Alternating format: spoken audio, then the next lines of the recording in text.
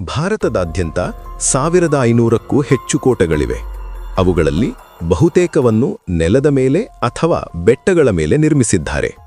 ಆದರೆ ನಮ್ಮ ದೇಶದಲ್ಲಿ ಒಂದು ಕೋಟೆ ಮಾತ್ರ ಸಮುದ್ರದ ಮಧ್ಯದಲ್ಲಿದೆ. ಅದರ ಹೆಸರೇ ಮುರೂದ್ ಜಂಜೀರಾ ಕೋಟೆ. ಈ ಕೋಟೆ ಎಷ್ಟು ಬಲವಾಗಿದೆ ಎಂದರೆ ಇದನ್ನು ಇಂದುವರೆಗೂ ಯಾರೂ ಜಯಿಸಲಿಲ್ಲ. ಆದ್ದರಿಂದ ಇತಿಹಾಸಕಾರರು ಇದನ್ನು ಭಾರತದಲ್ಲಿ ಯಾರೂ ಗೆಲ್ಲಲಾರದ ಏಕೈಕ ಕೋಟೆ ಎಂದು ಕರೆಯುತ್ತಾರೆ. ಅಂದರೆ ನೇರ ಯುದ್ಧದಲ್ಲಿ ಈ ಕೋಟೆ ಎಂದಿಗೂ ಸೋಲಿಲ್ಲ. ಇದನ್ನು ಗೆಲ್ಲಲು ಪ್ರಯತ್ನಿಸಿದ ಪ್ರತಿಯೊಬ್ಬರಿಗೂ ಸೋಲು, ಅವಮಾನ ಮತ್ತು ಭಾರೀ ನಷ್ಟವಷ್ಟೇ ಸಿಕ್ಕಿತು.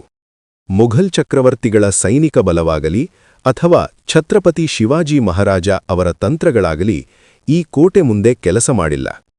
ಇಂದು ನಾವು ಮುರೂದ್ ಜಂಜೀರಾ ಕೋಟೆಯ ಇತಿಹಾಸವನ್ನು ತಿಳಿದುಕೊಳ್ಳೋಣ. ಇದನ್ನು ನಮ್ಮ ದೇಶದ ಇತಿಹಾಸದಲ್ಲಿ ಅತ್ಯಂತ ಅಪಾಯಕರ ಮತ್ತು ಅಜೇಯ ಕೋಟೆ ಎಂದು ಏಕೆ ಕರೆಯುತ್ತಾರೆ ಎಂಬುದನ್ನು ನೋಡೋಣ. ನಮ್ಮ ಇತಿಹಾಸವನ್ನು ತಿಳಿದುಕೊಳ್ಳುವುದು ತುಂಬಾ ಮುಖ್ಯ. ಆದ್ದರಿಂದ ಈ ವಿಡಿಯೋವನ್ನು ಕೊನೆಯವರೆಗೂ ನೋಡಿ. ತುಂಬಾ ಆಸಕ್ತಿದಾಯಕವಾಗಿರುತ್ತದೆ. ಮುಂಬೈಯಿಂದ ಸುಮಾರು 150 ಕಿಲೋಮೀಟರ್ ದೂರದಲ್ಲಿ ಸಮುದ್ರದ ಮಧ್ಯದಲ್ಲಿ ಈ ಕೋಟೆಯನ್ನು ನಿರ್ಮಿಸಲಾಗಿದೆ. ಆಶ್ಚರ್ಯಕರ ವಿಷಯವೇನೆಂದರೆ ಸಮುದ್ರದಿಂದ ನೋಡಿದರೆ ಈ ಕೋಟೆ ಸಂಪೂರ್ಣವಾಗಿ ಕಾಣುವುದಿಲ್ಲ.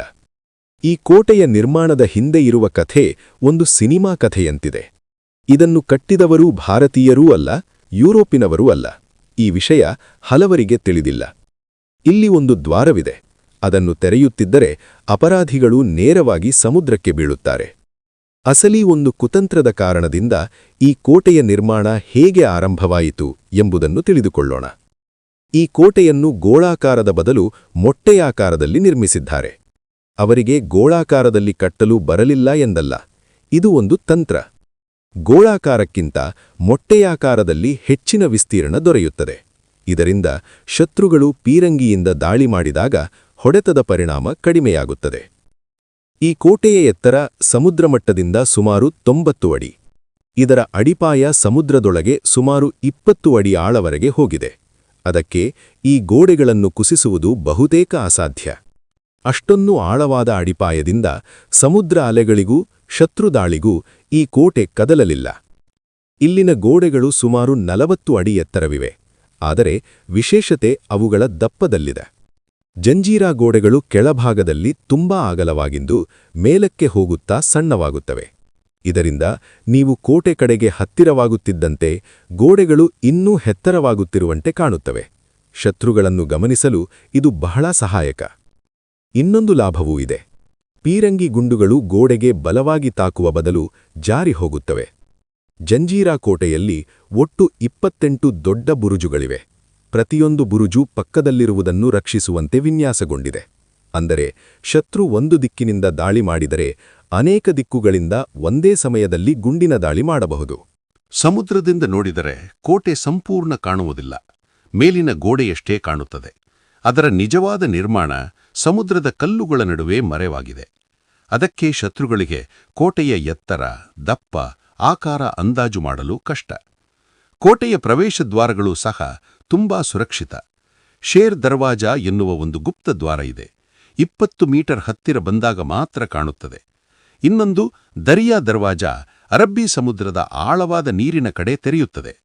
ತುರ್ತು ಪರಿಸ್ಥಿತಿಯಲ್ಲಿ ಒಳಗೆ ಹೊರಗೆ ಹೋಗಲು ಬಳಸುತ್ತಿದ್ದರು. ಸುಮಾರು 22 ಎಕರೆಯಲ್ಲಿ ಹರಡಿರುವ ಈ ಕೋಟೆಯನ್ನು ಕಟ್ಟಲು 22 ವರ್ಷಗಳಷ್ಟು ಕಾಲ ಹಿಡಿಯಿತು. ಇಲ್ಲಿ ಆ ಕಾಲದ ಅತ್ಯುತ್ತಮ ಪೀರಂಗಿಗಳನ್ನು ಅಳವಡಿಸಿದ್ದರು. ಸ್ವೀಡನ್, ಸ್ಪೇನ್, ಫ್ರಾನ್ಸ್, ಹಾಲೆಂಡ್ ದೇಶಗಳಿಂದ ತರಿಸಲಾಯಿತು. ಆದ್ದರಿಂದ ಜಂಜೀರಾ ಕೇವಲ ಕೋಟೆಯಲ್ಲ, ಸಮುದ್ರ ಮಧ್ಯದಲ್ಲಿರುವ ಯುದ್ಧ ನೌಕೆಯಂತಿತ್ತು. ಒಂದು ಕಾಲದಲ್ಲಿ ಮುರೂದ್ ಜಂಜೀರಾ ರಕ್ಷಣೆಗೆ ಸುಮಾರು 514 ಪೀರಂಗಿಗಳಿದ್ದವು ಎಂದು ಹೇಳುತ್ತಾರೆ. ಆ ಕಾಲದಲ್ಲಿ ಇಷ್ಟು ದೊಡ್ಡ ಪ್ರಮಾಣದ ಪೀರಂಗಿಗಳು ಸಾಮ್ರಾಜ್ಯದ ರಾಜಧಾನಿಗಳಲ್ಲೇ ಇರುತ್ತಿದ್ದವು. ಕಲಾಲ್ ಬಾಂಗ್, ಲಾಂಡಾ ಕಸಂ, ಛಾತಿ ಎಂಬ ದೊಡ್ಡ ಪೀರಂಗಿಗಳು ಪ್ರಸಿದ್ಧವಾಗಿದ್ದವು.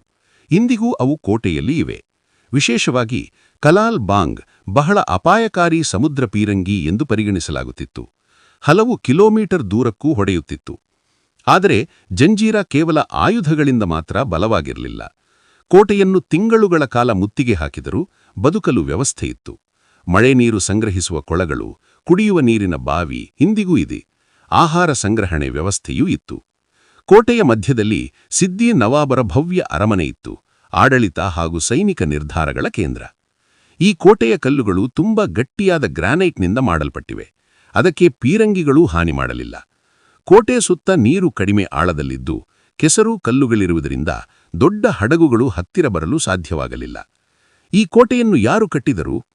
ಈ ಪ್ರದೇಶದಲ್ಲಿ 8ನೇ ಶತಮಾನದಲ್ಲೇ ಸಿದ್ದಿ ಜನರು ವಾಸಿಸುತ್ತಿದ್ದರು ಎಂದು ನಂಬಲಾಗಿದೆ. ಸಿದ್ದಿಗಳು ಮೂಲ ಭಾರತೀಯರಲ್ಲ, ಅವರು ಇಥಿಯೋಪಿಯಾ ಭಾಗದಿಂದ ಬಂದವರು. ಅವರನ್ನು ಪೋರ್ಚುಗೀಸರು ಬಾನಿಸರಾಗಿ ಭಾರತಕ್ಕೆ ತಂದಿದ್ದರು. ನಂತರ ಅವರು ಸೈನಿಕರಾಗಿ ಪ್ರಸಿದ್ಧರಾದರು. ದೆಹಲಿ ಸುಲ್ತಾನರ ಕಾಲದಲ್ಲಿ ಅವರು ಅಂಗರಕ್ಷಕರಾಗಿ ಕೆಲಸ ಮಾಡುತ್ತಿದ್ದರು. ನಂತರ ಅವರ ಸಾಮರ್ಥ್ಯದಿಂದ ಗೌರವ ಹೆಚ್ಚಾಯಿತು. ಬಹಮನಿ ಸಾಮ್ರಾಜ್ಯ ಕಾಲದಲ್ಲಿ ಜಂಜೀರಾವನ್ನು ಹಿಡಿಯಲು ಪ್ರಯತ್ನವಾಯಿತು. ನಂತರ ಅಹ್ಮದ್ನಗರ ನಿಜಾಂ ಶಾಹಿ ಸ್ಥಾಪನೆಯಾಯಿತು. ಮೊದಲಿಗೆ ಇಲ್ಲಿ ಮರದ ಕೋಟೆ ಮಿಡ್ ಕೋಟ್ ಇತ್ತು. ನಂತರ ಮೋಸದ ಮೂಲಕ ಪೀರಂ ಖಾನ್ ಕೋಟೆಯನ್ನು ಹಿಡಿದನು. 1538 ನಂತರ ಶಾ ತಾಹಿರ್ ಕಲ್ಲಿನ ಕೋಟೆ ನಿರ್ಮಾಣ ಆರಂಭಿಸಿದನು. ಅದೇ ಮುಂದಿನ ಜಂಜೀರಾ ಕೋಟೆ. ಈ ಕೋಟೆಗೆ ನಿಜವಾದ ರೂಪ ಕೊಟ್ಟವರು ಮಾಲಿಕ್ ಅಂಬರ್. ಅವರು ನೌಕಾದಳದ ರಾಜಧಾನಿಯಾಗಿ ಅಭಿವೃದ್ಧಿಪಡಿಸಿದರು.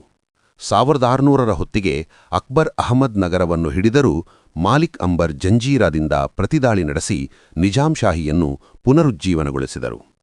ನಂತರ ಜಹಾಂಗೀರ್ ಕೂಡ ಜಂಜೀರಾವನ್ನು ಹಿಡಿಯಲು ಪ್ರಯತ್ನಿಸಿದರೂ ವಿಫಲರಾದರು. ಮಾಲಿಕ್ ಅಂಬರ್ ನಂತರ ಮೊಘಲ್ ಪ್ರಭಾವ ಹೆಚ್ಚಾಯಿತು. ಔರಂಗಜೇಬ್ ದಕ್ಕನ್ ಸುಬೇದಾರನಾದಾಗ ಸಿದ್ದಿಗಳೊಂದಿಗೆ ಸ್ನೇಹ ಮಾಡಿಕೊಂಡನು. ಈ ಸಮಯದಲ್ಲಿ ಮರಾಠ ಶಕ್ತಿ ಏರಿಕೆಯಾಗುತ್ತಿತ್ತು. ಶಿವಾಜಿ ಮಹಾರಾಜರು ಜಂಜೀರಾವನ್ನು ಗೆಲ್ಲಲು ಹಲವಾರು ಬಾರಿ ಪ್ರಯತ್ನಿಸಿದರು, ಆದರೆ ಯಶಸ್ವಿಯಾಗಲಿಲ್ಲ. 1680 ನಂತರ ಅವರ ಪುತ್ರ ಛತ್ರಪತಿ ಸಂಭಾಜಿ ಮಹಾರಾಜ ಕೂಡ ಪ್ರಯತ್ನಿಸಿದರು. ಕೊನೆಯಲ್ಲಿ ಜಂಜೀರಾದಿಂದ ಸುಮಾರು 8 ಮೈಲು ದೂರದಲ್ಲಿ ಪದ್ಮದುರ್ಗ ಕೋಟೆ ಕಟ್ಟಿಸಿದರು. ಆದರೂ ಜಂಜೀರಾವನ್ನು ಯಾರೂ ಗೆಲ್ಲಲಿಲ್ಲ.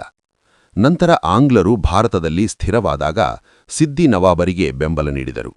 1818ರಲ್ಲಿ ಮರಾಠ ಪೇಶ್ವಾ ಆಡಳಿತ ಅಂತ್ಯವಾದಾಗ ಜಂಜೀರಾವು ಆಂಗ್ಲರ ನಿಯಂತ್ರಣಕ್ಕೆ ಬಂತು.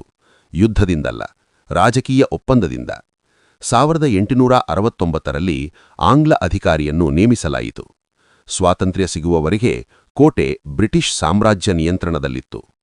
ಕೊನೆಯಲ್ಲಿ 1947 ಏಪ್ರಿಲ್ 3ರಂದು ಜಂಜೀರಾ ರಾಜ್ಯ ಭಾರತಕ್ಕೆ ಸೇರಿತು. ಶತಮಾನಗಳ ಕಾಲ ಯಾರೂ ಗೆಲ್ಲಲಾರದ ಈ ಸಮುದ್ರಕೋಟೆ ಸ್ವತಂತ್ರ ಭಾರತದ ಭಾಗವಾಯಿತು. ನಿಮಗೆ ಈ ಜಂಜೀರಾ ಕೋಟೆ ಹೇಗನಿಸಿತು? ಕಮೆಂಟ್ ಮಾಡಿ. ವಿಡಿಯೋ ಇಷ್ಟವಾದರೆ ಲೈಕ್ ಮಾಡಿ, ಶೇರ್ ಮಾಡಿ. ಇನ್ನು ನಮ್ಮ ಚಾನೆಲ್ ಸಬ್ಸ್ಕ್ರೈಬ್ ಮಾಡಿಲ್ಲದಿದ್ದರೆ ಈಗಲೇ ಸಬ್ಸ್ಕ್ರೈಬ್ ಮಾಡಿ, ಬೆಲ್ ಐಕಾನ್ ಒತ್ತಿ.